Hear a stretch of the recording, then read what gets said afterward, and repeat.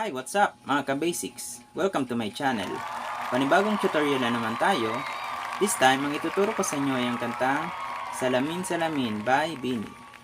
Sa kantang ito guys, kailangan natin ng kapo sa 3rd fret. And then yung mga chords na gagamitin natin ay E minor, A, D, B minor 7, and then G. Yon, 5 chords lang naman guys ang kailangan yung tandaan at pag-aralan. Sobrang easy lang ng version na ito guys. Pwedeng pwede ito sa mga beginners o sa mga nagsisimula pa lang matutong tumugtog ng gitara. So tugtugan natin siya guys para makuha ninyo yung pasunod-sunod. Yung strumming pattern pala na gagamitin natin ay down, down, up, down, up, down, down, up, down, up. Yon.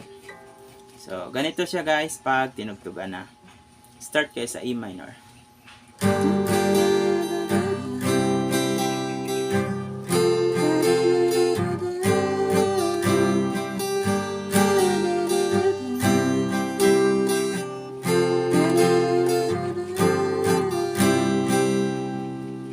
Yon.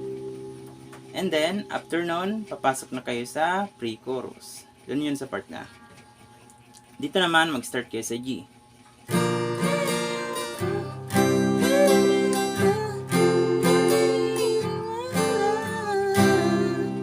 Then, isa pa.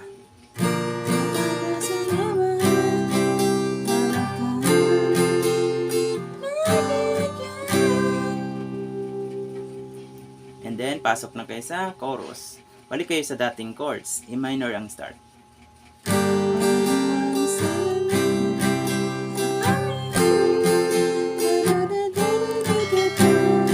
Isa pa. Isa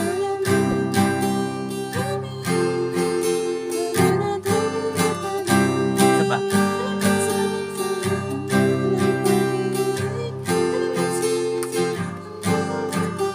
Isa pa.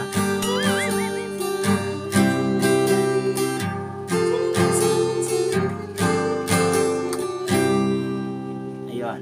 Bali pa ulit-ulit lang naman yun guys. Same pattern lang naman hanggang sa matapos yung kanta.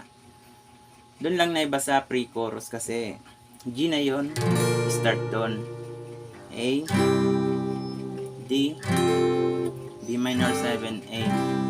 And then doon sa isang pattern, yun sa verse hanggang sa chorus, E minor yung start, A, D, B minor 7, A. Ayun. Sobrang dali lang guys pag-aralan ng kantang ito. Bagay na bagay ito sa mga beginners. Hindi kayo mahihirapang pag-aralan ng kantang ito. Kung nagustuhan nyo ang tutorial natin ito guys, huwag kalimutang mag-subscribe at mag-hit ng notification bell para lagi kayong updated sa aking mga videos na i-upload. Kung meron kayo guys na mga suggestion or mga request na kanta, pwede natin gawa ng tutorial. Pakilagay na lang sa comment box. Hanggang sa muli mga ka-basics. Bye!